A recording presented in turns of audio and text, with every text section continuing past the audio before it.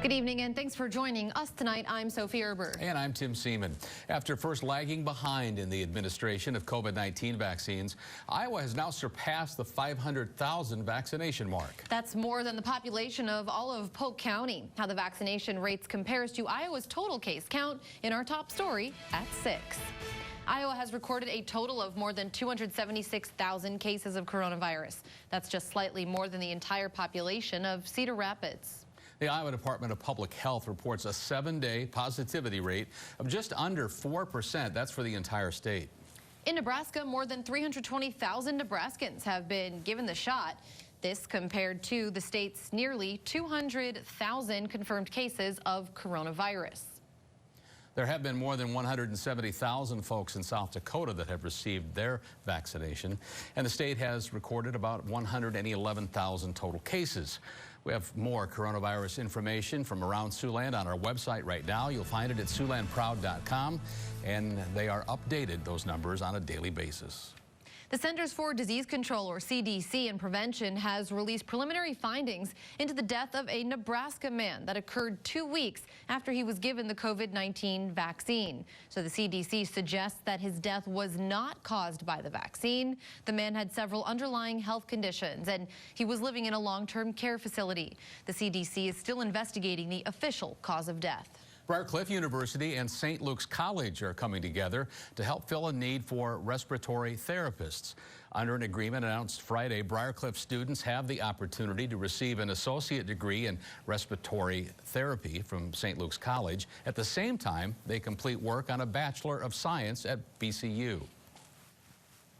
We've just been looking at what are some other opportunities we could explore for our students, and this seemed a natural fit. And now, certainly with COVID coming around, it's just really the perfect timing to have this kind of partnership to increase the ability of us to respond to that. Kneeling says the collaborative agreement will assist in meeting a respiratory workforce shortage caused in part by COVID-19. Tonight at 10, reporter Mallory Smith talks with a student taking advantage of that partnership.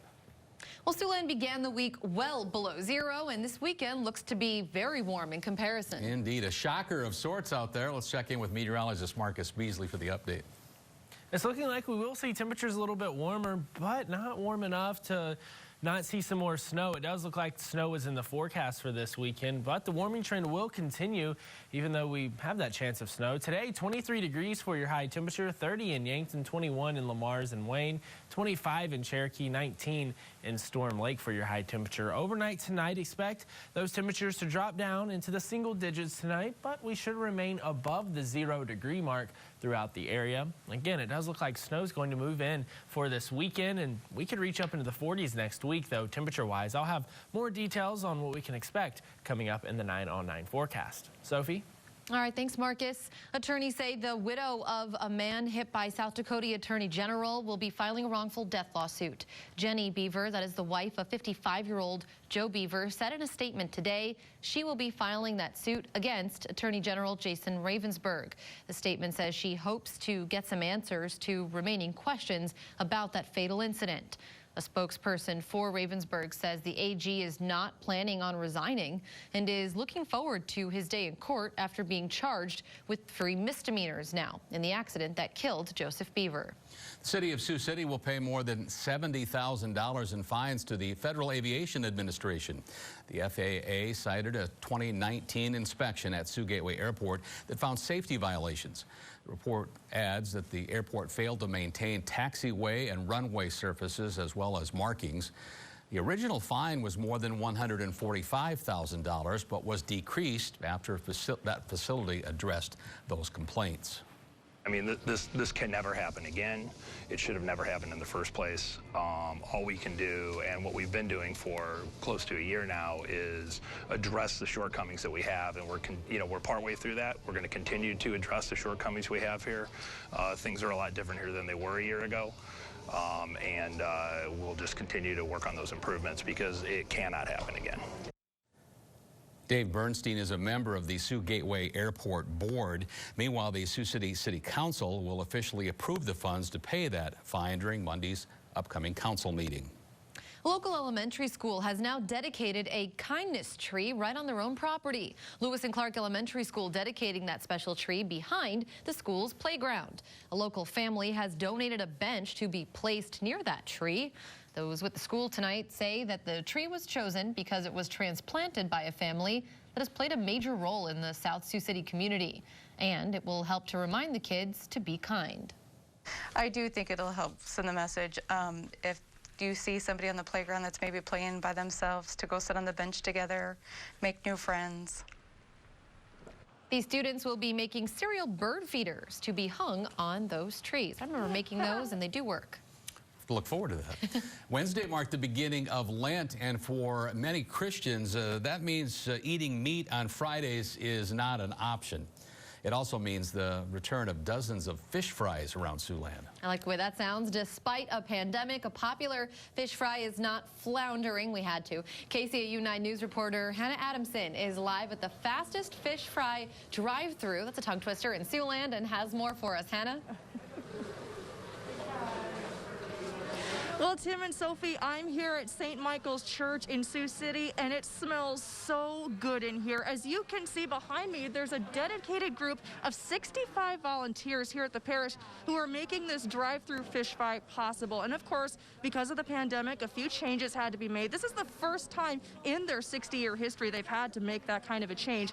So if you're interested in getting some delicious grub, all you have to do every Friday starting at 4 o'clock here at St. Michael's, you can drive up and either pay on the spot, or you can actually go to the parish's website and pre-order there. Now, I've got my dinner waiting off of the side. I cannot wait. But guess what? It's not the only fish fry going on in town tonight. So coming up tonight at 10, we'll introduce you to another fish fry across town and how they're dealing with the pandemic as well, making some slight changes. Reporting live here in Sioux City, Hannah Adamson, KCAU 9 News. Thanks, Hannah. I might have to give her a call after the show and have her maybe bring some back for the newsroom. New meaning for the drive-through idea, that's for sure. Well, there's now a decent layer of ice on many local lakes here in Siouxland, and people are heading out to frozen waters for winter activities. Why some Siouxlanders are getting ready to tee off instead of casting out a line. That's coming up. Overnight tonight, we can expect quiet and cold conditions out there. Snow looking likely for Sunday, and high temperatures in the 40s next week. Details on all of that after the break.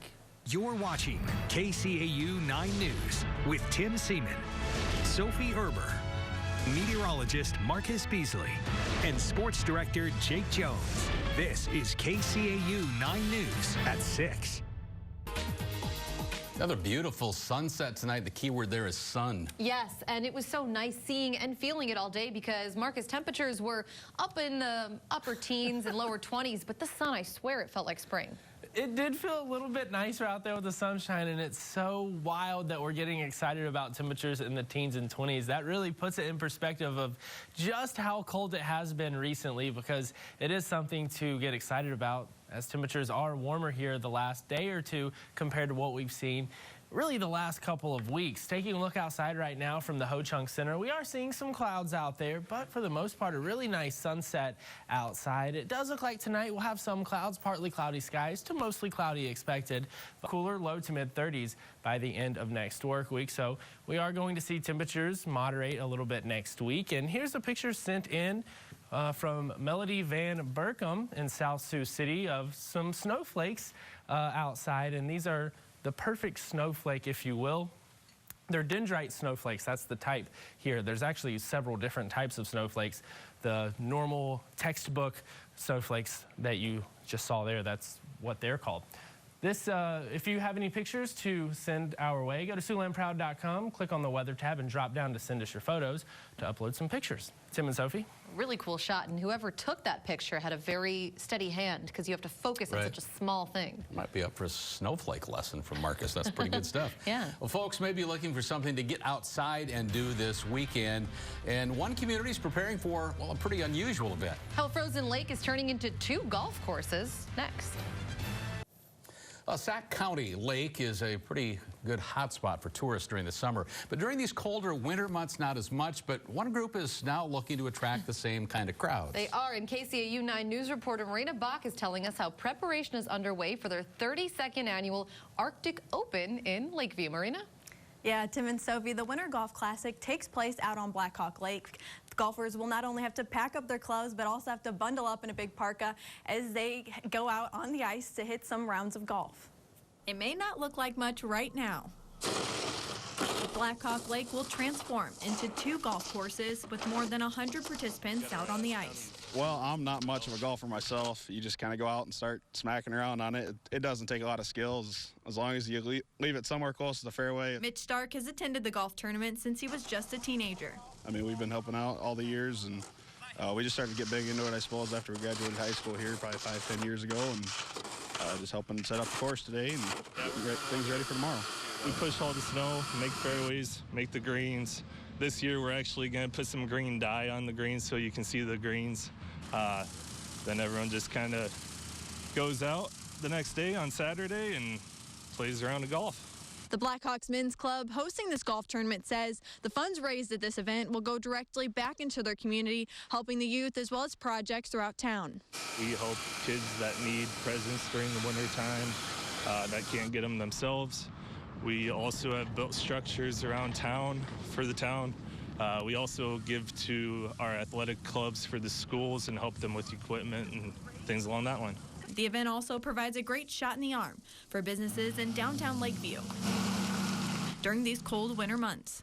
Everybody comes, and you support all the local the local grocery store, all the local mom and pop shops, the gas stations. Everybody around here is mostly local, and that's what makes it pretty sweet. The golf tournament will tee off around 12 on Saturday, and we'll have a link on our website, that's SiouxlandProud.com, with registration details if you're interested in participating. Marina Bach, KCAU 9 News. All right, Marina, thanks.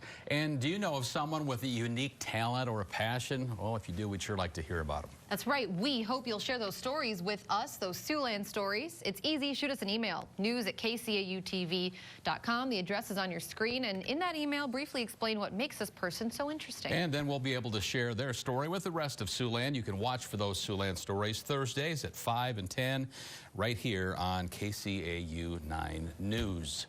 Golf, not necessarily a winter sport, but it's time to talk some sports. We've had plenty of winter golf stories this year. You just did one in a Siouxland story. Maybe it's becoming an extreme sport in the winter. Just, recreational than extreme. I like the way that sounds. What do you got for us tonight? Well, state wrestling is rolling on in both Iowa and Nebraska, and plenty of Siouxland grapplers looking to get into tomorrow's championship round. I got your highlights coming up after the break. It's going to be a cold one tonight, 6 degrees for your low temperature. It does look like clouds will increase later tonight, especially after midnight. Tomorrow, it looks like we'll have partly to mostly cloudy skies, but I do think we'll see sunshine at times, a high of 30 degrees. So that is really going to be nice tomorrow. Get ready for some melting on the weekend. I'm excited about it. Thanks a lot, Marcus. Thank you for joining us. We hope you'll join us at 10. Until then, have a great night.